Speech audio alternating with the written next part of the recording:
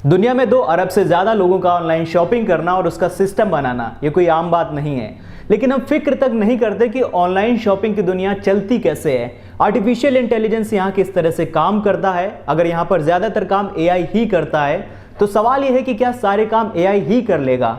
Warehouse और supply chain में AI का जिस तरह का दखल है, क्या बाकी जगह भी वैसा ही होने जा रहा है। जो मैनेजर्स होते हैं उनकी नौकरी को आर्टिफिशियल इंटेलिजेंस से कितना खतरा है, क्या एआई मैनेजर्स की भूमिका ले पाएगा, क्या एक कंप्यूटर मैनेजर्स की नौकरी छीन लेगा। इसके बारे में दुनिया भर में तमाम तरह की स्टडीज और रिसर्च हुई हैं। तो चलिए इसके माध्यम से इसको थोड़ा सा डीपली समझने की कोशिश करते हैं। नमस्कार, आप देख रहे हैं राइजिंग भारत, मैं हूं अविराज। देखिए, सबसे पहले ये समझने की कोशिश करते हैं कि ऑनलाइन शॉपिंग की दुनिया में एआई किस तरीके से काम करता है। दरअसल पेमेंट करते ही ग्राहक तक सामान पहुंचाने के लिए बनी कंपनियां स्ट्रॉन्ग मूवमेंट यानी कि कड़ी हरकत में आ जाती हैं। सबसे पहले पास के वेयरहाउस में पिकर कहे जाने वाले शख्स तक संदेश पहुंचाया जाता है, फिर वो ग्राहक के ऑर्डर के मुताबिक सामान तलाशता है।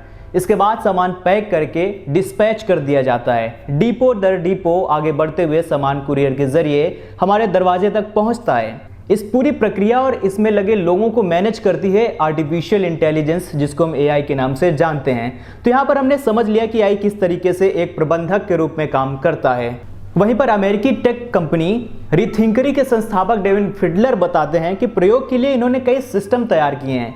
ये देखना चाहते हैं कि डिजिटल मैनेजमेंट को ये कहां तक ले जा सकते हैं। इन सिस्टम्स के थ्रू इन्होंने ऐसे सॉफ्टवेयर तैयार किए हैं जो लोगों को संभालते हैं। वो बताते हैं कि उन्हें कल्पना से ज्यादा कामयाबी भी हासिल हो चुकी है। कितनी कमाल की बात है। तो वहीं पर डेविड फिडलर का यह भी कहना है कि इनको ऐसा लगता है कि इंसानी मैनेजर की नई परिभाषा गढ़ी जा रही है। एक तरह से मैनेजमेंट की भूमिका एआई निभाने लगा है, इंसानों की भूमिका बदल रही है। अगर आप उबर के सिस्टम में मैनेजर की भूमिका के बारे में सोचें तो वहां पर सॉफ्टवेयर इंसान की निगरानी करते हैं। सॉफ्टवेयर इंसान की निगरानी करते हैं। ये सॉफ्टवेयर हजारों लोगों को मैनेज करता है। 20 साल पहले बतौर मैनेजर एक इंसान के लिए ये करना नामुमकिन सा होता था। अगर सिंपल भाषा में बात करें कि एक मैनेजर का काम क्या होता है, जनरली तो सबको पता ही होगा, लेकिन मोटा माटी तौर पर बात करें तो मैनेजर प्लान्स बनाते हैं, अपनी टीम और लोगों को इनकरेज करते हैं, काम करने के तरीकों को ऑर्गेनाइज्ड करते हैं और अपनी टीम पर नजर रखते हैं ताकि आप काम चोरी न कर पाएं और आपकी परफॉर्मेंस अच्छी रहे। लेकिन अब इन सबसे पर एक ऐसा सिस्टम तैयार करने की कोशिश की जा रही है, या किसी हद तक ये तैयार भी कर लिया गया है, जहां पर आपको आपके मैनेजर से परमिशन लेने जैसी फॉर्मेलिटीज को पूरा करने की जरूरत नहीं होती। यहाँ पर टीम्स कंप्यूटर डिवाइस के भरोसे होती हैं। लेकिन कहीं ना कहीं आप भी ऐसा मानते होंगे कि रणनीति बनाना अब भी ऐसा क्षेत्र है जहां इंसानी खूबी की जरूरत होती है, ऐसी क्षमता की दरकार होती है जहां भविष्य को लेकर कल्पना की जा सके।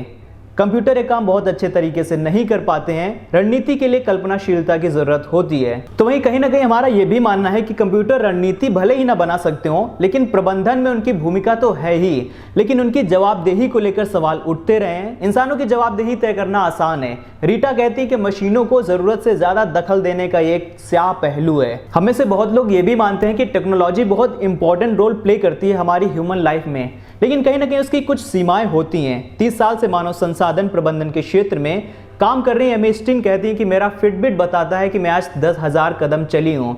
ये मुझे नाचते पक्षी जैसे मोर की तस्वीरें भेजता है, ये अच्छा लगता है। लेकिन जब मेरे बॉस कहते हैं कि कल तुमने जो काम किया था उसने मेरी उलझनें आसान कर दी, शुक्रिया, तो ये मेरे लिए बहुत मायने रखता है।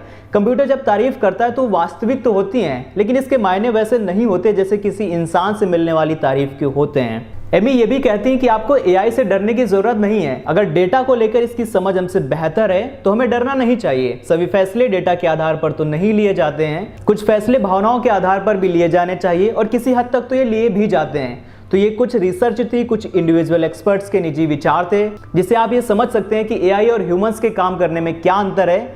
आप भी इस बारे में सोचिए और कमेंट करके हमें बताइए कि आपके क्या विचार हैं इस बारे में। फिलहाल आज के लिए इतना ही, तब तक के लिए शुक्रिया, अलविदा।